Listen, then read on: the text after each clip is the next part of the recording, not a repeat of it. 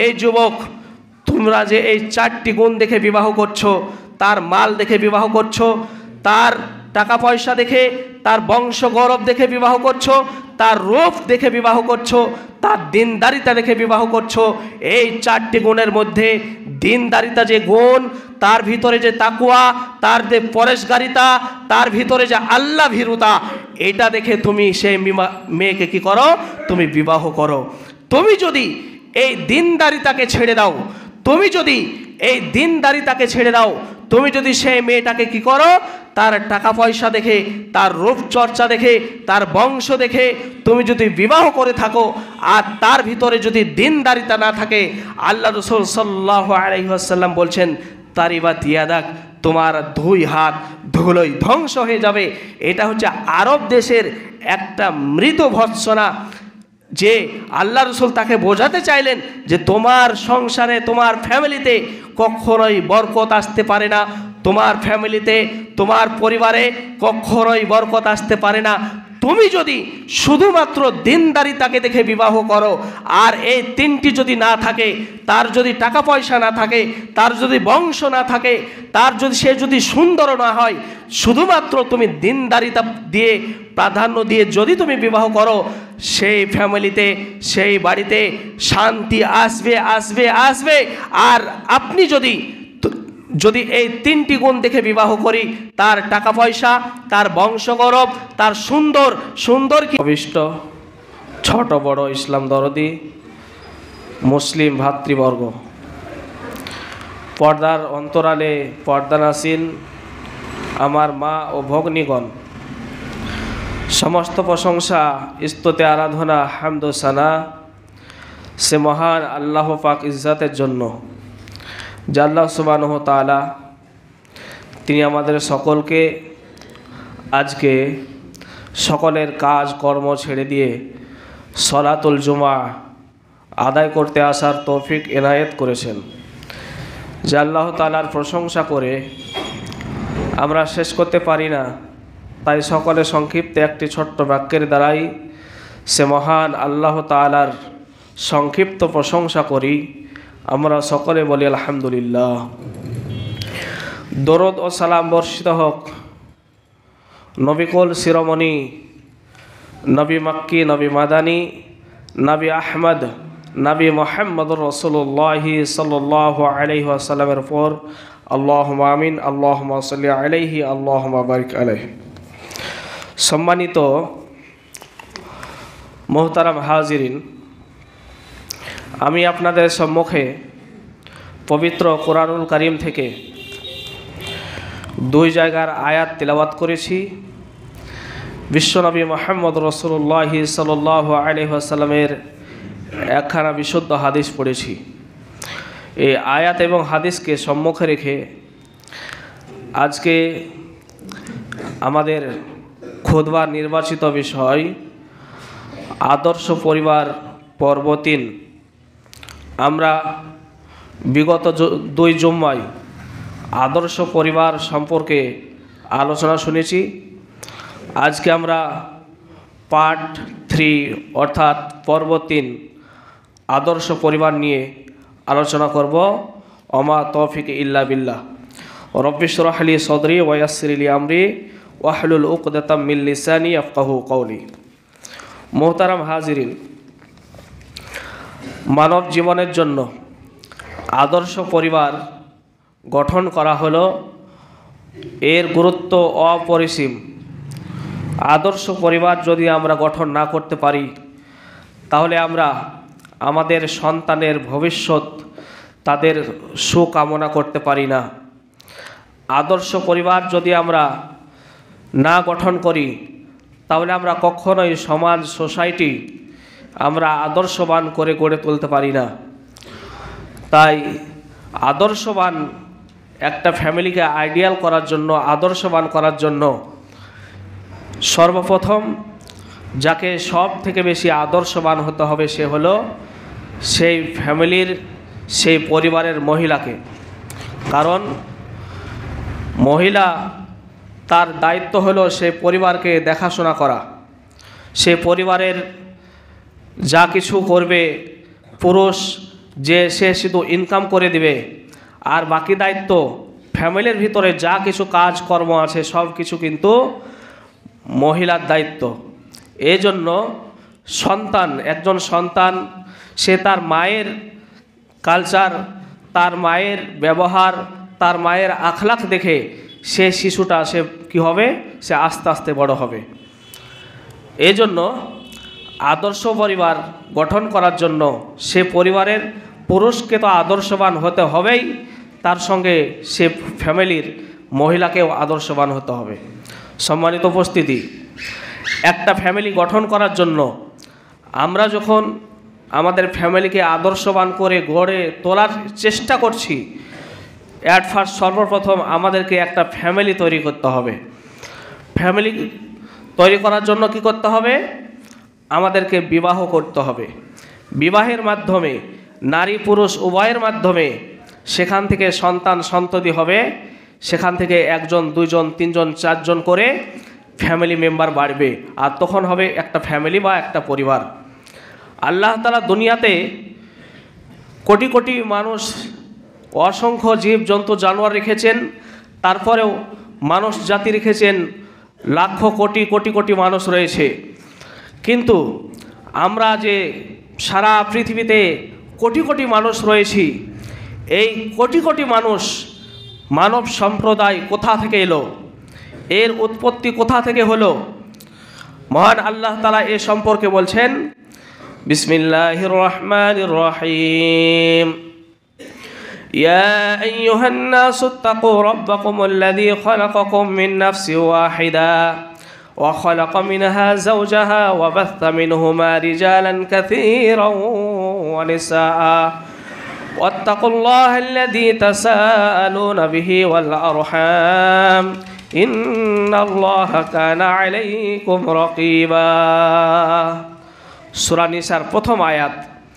এই প্রথম আয়াতে আল্লাহ তাআলা বলে দিলেন যে এই মানব সম্প্রদায়ের উৎপত্তি কোথা থেকে হলো। আল্লাহ তাআলা বলছেন, ইয়া আইয়ুহাল্লাযীনা আমানু ইয়া আইয়ুহান নাসু তাকু, হে মানব সম্প্রদায় তোমরা আল্লাহকে ভয় করো। ইয়া আইয়ুহান নাসু তাকু রাব্বাকুমুল্লাযী খালাকাকুম, যে রব, যে স্রষ্টা, যে মাবুদ তোমাদেরকে সৃষ্টি করেছেন, সে মাবুদকে, সে স্রষ্টাকে তোমরা ভয় করো। আল্লাযী খালাকাকুম মিন নাফসিন ওয়াহিদা, যে মাবুদ, যে স্রষ্টা তোমাদেরকে এক নাফস থেকে সৃষ্টি করেছিলেন, আর সেই এক নাফস হলো আমাদের পিতা হযরত আদম আলাইহিস সালাতু ওয়াস সালাম।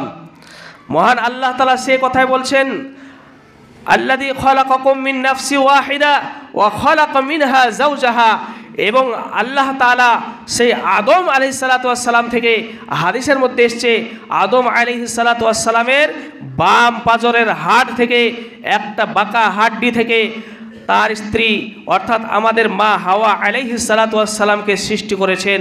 এবং এই আদম আলাইহিস সালাম এবং হাওয়া আলাইহিস সালাতু ওয়াস সালাম উভয়ের মাধ্যমে আল্লাহ তাআলা দুনিয়াতে যত মানুষ রয়েছে, যত মানব সম্প্রদায় রয়েছে, সকলকে সৃষ্টি করেছেন সে আদম আলাইহিস সালাতু ওয়াস সালাম থেকে।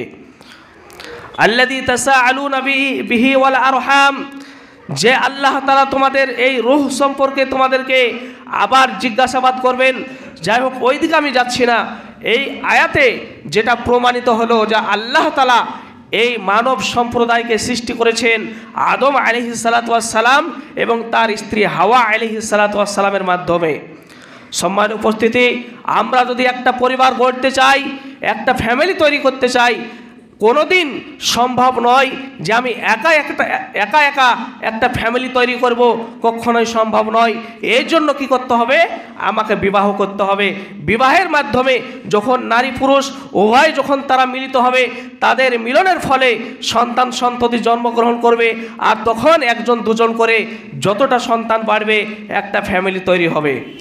সম্মানিত উপস্থিতি, আসুন বিবাহের গুরুত্ব নবী করিম সাল্লাল্লাহু আলাইহি ওয়াসাল্লাম তিনি কি বলেছেন বিয়ে করা সম্পর্কে।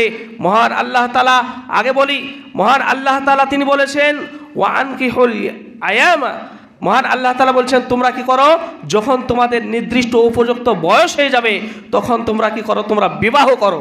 সম্মানিত উপস্থিতি, আল্লাহ রাসূল সাল্লাল্লাহু আলাইহি ওয়াসাল্লাম তিনি হাদিসের মধ্যে বলছেন, যে হাদিস বর্ণনা করছেন আব্দুল্লাহ ইবনে মাসউদ রাদিয়াল্লাহু আনহু, তিনি বলছেন যে হাদিস সহিহ বুখারী কিতাবুন নিকাহের মধ্যে এসেছে। আব্দুল্লাহ ইবনে মাসউদ রাদিয়াল্লাহু আনহু তিনি বলছেন, নবী করিম সাল্লাল্লাহু আলাইহি ওয়াসাল্লাম বলেছেন, ওয়ান ইবনে মাসউদ রাদিয়াল্লাহু আনহু قال قال رسول الله صلى الله عليه وسلم يا معشر الشباب من استطاع منكم الباءة فليتزوج। আব্দুল্লাহ ইবনে মাসউদ রাদিয়াল্লাহু আনহু তিনি বলছেন, নবী করিম সাল্লাল্লাহু আলাইহি ওয়াসাল্লাম তিনি যুবক সম্প্রদায়কে, যুবকদেরকে তিনি লক্ষ্য করে বলছেন, ইয়া মাশারাশ শাবাব, হে যুবক সম্প্রদায়, তোমরা কি করো? তোমরা বিবাহ করো। ইয়া মাশারাশ শাবাব মান ইসতাতা মিনকুমুল বাত, তোমাদের মধ্যে যাদের সামর্থ্য রয়েছে, কোন সামর্থ্য রয়েছে? বিবাহ করার সামর্থ্য রয়েছে।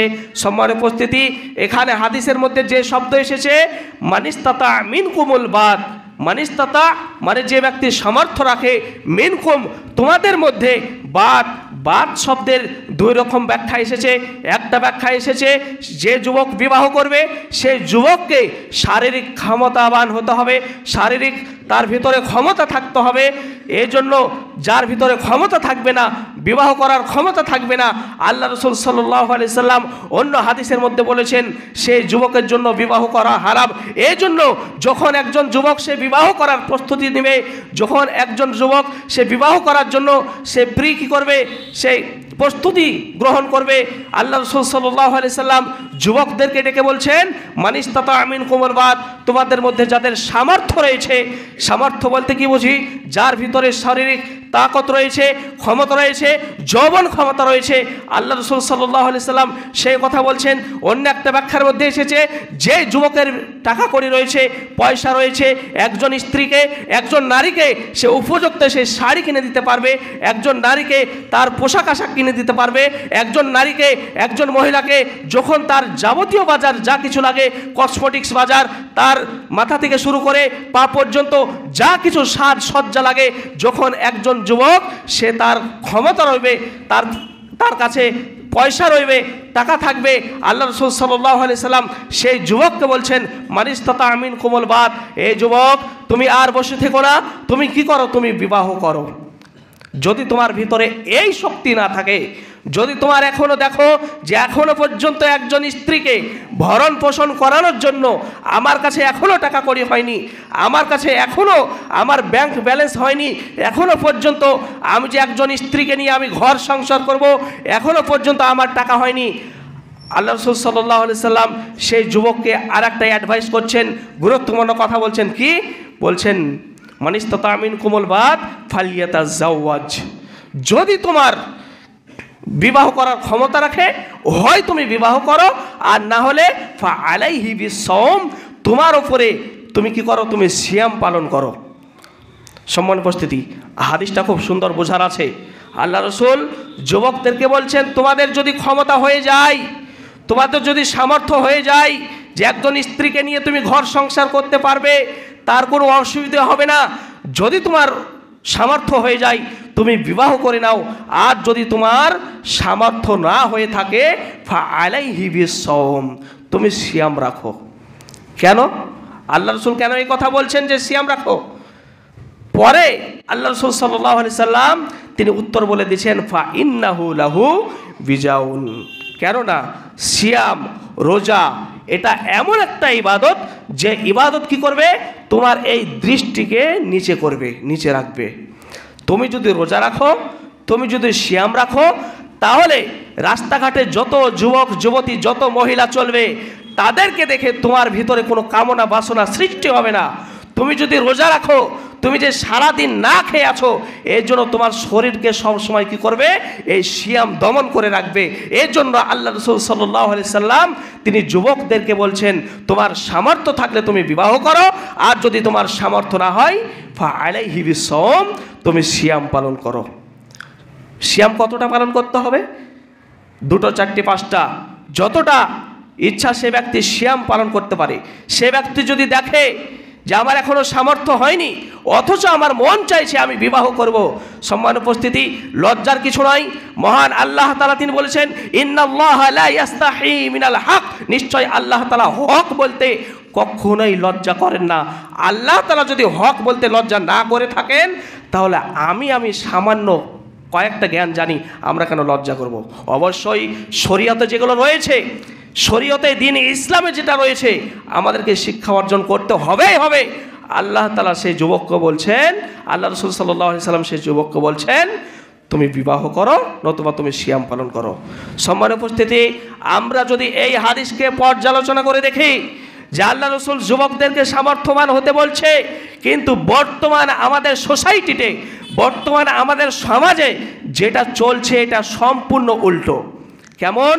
আল্লাহ রাসূল সাল্লাল্লাহু আলাইহি সাল্লাম হাদিসে বলছেন যে যুবকদেরকে সামর্থ্যবান হতে হবে, আর আমরা কি করছি? যুবকেরা এক পয়সার মালিক নাই, বড় লোক বড় ঘরে বিবাহ করতে হবে। শ্বশুরে কতটা ব্যাংক ব্যালেন্স দিতে পারবে, শ্বশুরে কি দিতে পারবে, কোন গাড়ি দিবে, শ্বশুরে কতটা ফার্নিচার দিবে, আমরা আজকে কি করছি?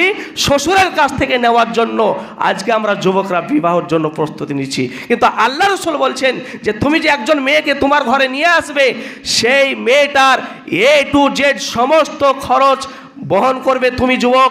যেহেতু তুমি বিবাহ করছো, তুমি তোমার শ্বশুরের ওপরে ভরসা রাখবে না যে আমার শ্বশুর আমাকে গাড়ি দিবে, আমার শ্বশুর আমাকে মোটর সাইকেল দিবে, আমার শ্বশুর আমাকে বক্স খাট দিবে, আমার শ্বশুর আমাকে শোকেস দিবে, আলমারি দিবে, আর কিছু দিবে। তুমি তোমার শ্বশুরের দিকে তুমি লক্ষ্য রেখে তুমি বিবাহ করবে না। যুবক, তুমি নিজে প্রস্তুতি হও যে আমি একটা মেয়েকে আমার ঘরে তুলে নিয়ে এসে, বউ করে নিয়ে এসে আমি নিজেই আমার কি করব, আমার স্ত্রীকে আমি আমার ভরণ পোষণ বহন করব, আমি আমার শ্বশুর থেকে 1 টাকা নিব না। আল্লাহ রাসূল যুবককে প্রস্তুতি গ্রহণ করতে বলছেন। কিন্তু আমাদের বর্তমান সমাজে ছেলের বাপের কোনো টেনশন নাই। মেয়ের বাপ কি করছে? সে ভাবছে যে আমার মেয়ের বিবাহ দিতে হবে আগামী মাসে, এর জন্য টাকা পয়সা তো নাই, যে আমার একটু সামান্য 2 কাঠা জমি আছে।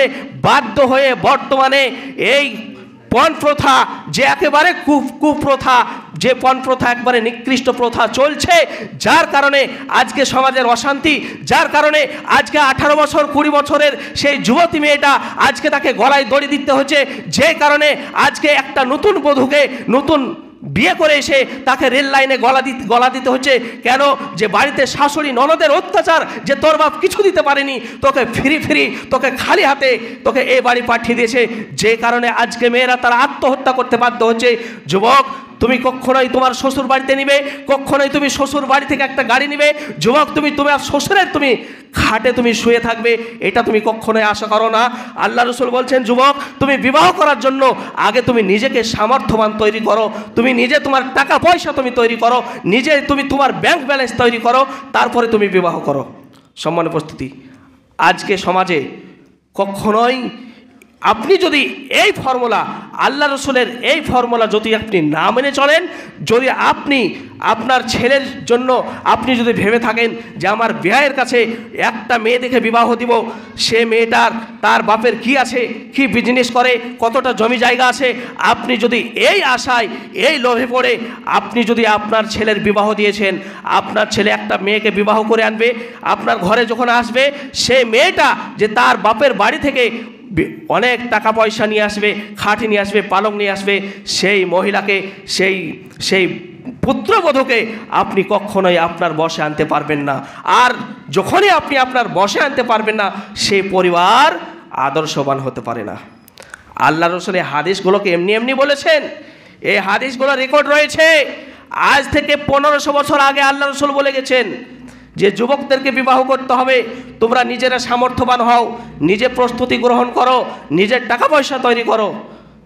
সম্মানিত উপস্থিতি, আজকে আমরা বিবাহ করি, কেমন করে বিবাহ করি? আল্লাহ রাসূল সাল্লাল্লাহু আলাইহি ওয়াসাল্লাম অন্য হাদিসের মধ্যে বলছেন, তুনকিহুল মারআতা লিআরবাইন লিমালিহা লিজামালিহা ওয়া লিহাসাবিহা ওয়া লিদিনহা ফাজফার বিজাতিদ দিন। সম্মানিত উপস্থিতি, আল্লাহ রাসূল সাল্লাল্লাহু আলাইহি ওয়াসাল্লাম এই হাদিসের মধ্যে বলছেন, তুনকিহুল মারআতা লিআরবাইন, মানুষেরা বিবাহ করে নারীদের 4টি গুণ দেখে। মানুষেরা বিবাহ করে নারীদের 4টি গুণ দেখে। মানুষেরা বিবাহ করে নারীদের 4টি গুণ দেখে। সেই 4টি গুণ কি কি? আল্লাহ রাসূল সাল্লাল্লাহু আলাইহি সাল্লাম হাদিসের মধ্যে বলছেন, লিমালিহা, 1 নম্বরে দেখে যে আমি যাকে বিবাহ করব তার বাপের কতটা মাল সম্পদ রয়েছে। লিমালিহা ওয়ালি জামালিহা। 2 নম্বর, অনেকেই দেখে যে সেই মেয়েটা সুন্দরী কিনা, সেই মেয়েটা রূপসী কিনা। অবশ্যই সুন্দরী হতে হবে, সুন্দরী তো হতে হবে, সুন্দরী দেখতে হবে। আল্লাহ রাসূল বলছেন লি মালিহা, 1 নম্বরে মাল দেখে। লি জামালিহা, তার রূপ চর্চা দেখে যে সে মেয়েটা সুন্দরী কিনা। লি জামালিহা, এবং সে লি হাসাবিহা, এবং সে মেয়েটার বংশ, তার বংশ কত বড়, তার বংশ কত বড়, তার খানদান, তার গোত্র কেমন, এটা দেখে। আর 4 নম্বরে কিছু কিছু মানুষ দেখে লিদ্দিনিহা, তার দিন দেখে, তার তাকওয়া দেখে, তার পরেশগারিতা দেখে। আল্লাহ রাসূল সাল্লাল্লাহু আলাইহি সাল্লাম তারপরে সুন্দর একটি কথা বলছেন, ফাজফার বিজাতিদ্দিন। এই যুবক, তোমরা যে এই 4টি গুণ দেখে বিবাহ করছো, তার মাল দেখে বিবাহ করছো, তার টাকা পয়সা দেখে, তার বংশ গৌরব দেখে বিবাহ করছো, তার রূপ দেখে বিবাহ করছো, তার দিনদারিতা দেখে বিবাহ করছো। এই 4টি গুণের মধ্যে দিনদারিতা যে গুণ, তার ভিতরে যে তাকওয়া, তার যে পরেশগারিতা, তার ভিতরে যে আল্লাহ ভীরুতা, এটা দেখে তুমি সেই মেয়েকে কি করো? তুমি বিবাহ করো।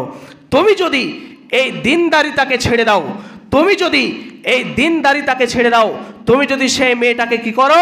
তার টাকা পয়সা দেখে, তার রূপচর্চা দেখে, তার বংশ দেখে তুমি যদি বিবাহ করে থাকো, আর তার ভিতরে যদি দিনদারিতা না থাকে, আল্লাহ রাসূল সাল্লাল্লাহু আলাইহি ওয়াসাল্লাম বলছেন তারিবাত ইয়াদাক, তোমার 2 হাত ধুলোয় ধ্বংস হয়ে যাবে।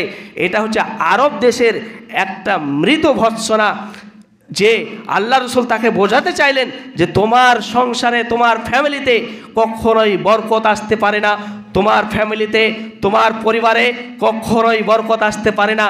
তুমি যদি শুধুমাত্র দিনদারিতাকে দেখে বিবাহ করো, আর এই 3টি যদি না থাকে, তার যদি টাকা পয়সা না থাকে, তার যদি বংশ না থাকে, তার যদি সে যদি সুন্দর না হয়, শুধুমাত্র তুমি দিনদারিতা দিয়ে প্রাধান্য দিয়ে যদি তুমি বিবাহ করো, সেই ফ্যামিলিতে, সেই বাড়িতে শান্তি আসবে, আসবে, আসবে। আর আপনি যদি এই 3টি গুণ দেখে বিবাহ করি, তার টাকা পয়সা, তার বংশ গৌরব, তার সুন্দর কিনা, এই 3টি জিনিস দেখে বিবাহ করি, আর তার ভিতরে যদি এই দিনদারিতা না থাকে, তাহলে সেই ফ্যামিলি কখনোই আদর্শবান হতে পারে না, সেই ফ্যামিলি কখনো আইডিয়াল হতে পারে না। সম্মানিত উপস্থিতি, আমরা যখন আমাদের ফ্যামিলি আদর্শবান করব, আদর্শবান করার জন্য আমরা যে মেয়েকে আমার ঘরে নিয়ে আসব, সেই মেয়েকে দেখার জন্য সর্বপ্রথম আমাকে দেখতে হবে আমি যে মেয়েটাকে বিবাহ করতে চাচ্ছি সেই মেয়েটা দিনদারি কিনা। আপনি দেখলেন যে মেয়েটা 100% দিনদারি, সে মেয়েটা 5 ওয়াক্তের সালাত আদায় করে, সে রমজান মাসের সিয়াম পালন করে, সে নিজের শরীরকে সে হেফাজত করে, সে তার শরীরকে নগ্নভাবে কোনো যুবককে দেখিয়ে বেড়ায় না, সে মেয়েটা পর্দার সহিত চলাফেরা করে। সেই মেয়েটা যখন দেখলেন যে এই মেয়েটা 100% দিনদারিতা, তারপরে আপনি এগুলো অ্যাডিশনাল সাবজেক্ট আপনি দেখতে পারেন যে তার কিছু টাকা পয়সা আছে কিনা, তার বাপের কেমন অবস্থা, এগুলো কিন্তু অ্যাডিশনাল সাবজেক্ট। মেন সাবজেক্ট যখন আপনি পাস হয়ে যাবেন যে তার ভিতরে 100% তাকওয়া আছে, তার ভিতরে দিনদারিতা আছে, দিনদারিতা যখন আপনার পাস হয়ে গেল, তারপরে অ্যাডিশনাল যে সাবজেক্ট, অ্যাডিশনাল 3টি সাবজেক্ট কি, যে তার বাপের কতটা টাকা পয়সা আছে, তার বাপের কত বড় বিজনেস আছে, ব্যবসা আছে, এগুলো আপনি দেখতে পারেন, কোনো অসুবিধা নাই। সে কোন বংশের মেয়ে এটা দেখতে পারেন, অসুবিধা নাই। সে আপনাকে কি দিতে পারবে এটা দেখতে পারেন, অসুবিধা নাই। কিন্তু সর্বপ্রথম আপনাকে এটা পাস করতে হবে যে এ মেয়েটা দিনদার কিনা। আপনি যদি দিনদারিতা ছেড়ে দেন, অনেকে বলেন যে খারাপ মেয়ে হলো তো কি হলো, আমার বাড়িতে নিয়ে আসবো, তাকে আমি পরিবর্তন করে নিব। পরিবর্তন হবে 101টা, তবে অ্যাট ফার্স্ট আপনি যখন একটা ফ্যামিলির পরিকল্পনা করবেন, সর্বপ্রথম দিনদারিতা দেখে বিবাহ করতে হবে। সম্মান উপস্থিতি, আলোচনা এখানে সমাপ্ত করছি। আগামীতে এরপর থেকে আবার একটা পরিবার কিভাবে আমরা আদর্শবান করব, একটা নারীকে কিভাবে আমরা নিয়ে আসব, এই মর্মে আমরা আগামী জুমায় আলোচনা করব ইনশাল্লাহ। আল্লাহ তাআলা যেন আমাদেরকে এর উপরে আমল করার তৌফিক দান করেন। আল্লাহুম্মা আমিন। ইয়া আল্লাহ, আমরা যারা অসুস্থ আছি আমাদেরকে তুমি সুস্থতা দান করো। আল্লাহুম্মা আমিন। ইয়া আল্লাহ, আমরা আমাদের মধ্যে আত্মীয় স্বজন যারা কবরে চলে গেছে আল্লাহ, তাদের কবরকে তুমি জান্নাতুল ফেরদাউস নসিব করো। আল্লাহুম্মা আমিন। ইয়া আল্লাহ, তুমি সারা বিশ্বের মুসলমান যেখানে তারা নির্যাতিত অবস্থায় রয়েছে আল্লাহ, তুমি তাদেরকে সাহায্য দান করো। আল্লাহুম্মা আমিন। আল্লাহ, তুমি বড় দয়াবান, তুমি রহমান, তুমি রহিম, তুমি আমাদের সকল আশা, সকল আকাঙ্ক্ষা, সকল বাসনা পূরণ করো। আল্লাহুম্মা আমিন। ওয়া মা আলাইনা ইল্লাল বালাগ। আল্লাহুম্মা সাল্লি আলা মুহাম্মাদ ওয়া আলা আলি মুহাম্মাদ কামা সাল্লাইতা আলা ইব্রাহিম ওয়া আলা আলি ইব্রাহিম ইন্নাকা হামিদুম মাজিদ। আল্লাহুম্মা বারিক আলা মুহাম্মাদ ওয়া আলা আলি মুহাম্মাদ কামা বারাকতা আলা ইব্রাহিম ওয়া আলা আলি ইব্রাহিম ইন্নাকা হামিদুম মাজিদ। সুবহানা রাব্বিকা রাব্বিল ইজ্জাতি আম্মা ইয়াসিফুন ওয়া সালামুন আলাল মুরসালিন আলহামদুলিল্লাহি রাব্বিল আলামিন।